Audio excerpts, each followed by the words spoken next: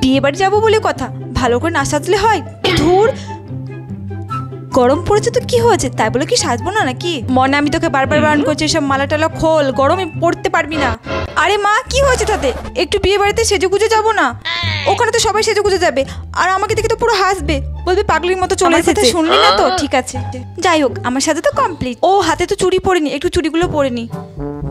এই তো ব্যাস, চুড়ি পরা হয়ে গেছে, আমি পুরো রেডি তো এবার বিয়ে বাড়ি যাওয়ার জন্য। এই কি, বিয়ে বাড়িতে এত গরম, আমার তো পুরো মেকআপ গলে গলে পড়ছে।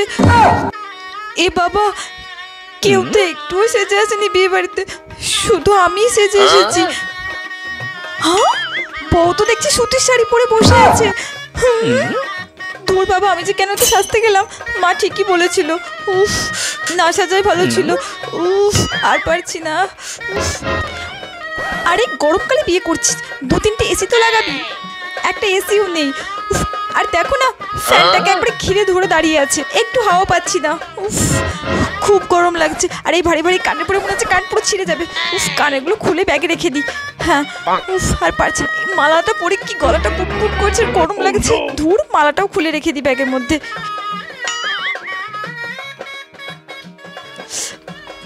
আর এই চুড়িগুলো এত বাজছে গরমে, উফ, চুড়িগুলো খুলে রেখে দিই ব্যাগের মধ্যে।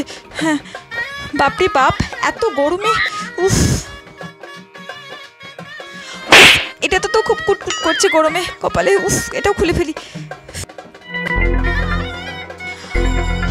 আর হয়েছে এই চুল, উফ, গরমে আর পারছি না, চুলটা আগে ভালো করে বেঁধে নি। উফ, এবার একটু আরাম লাগছে তাও।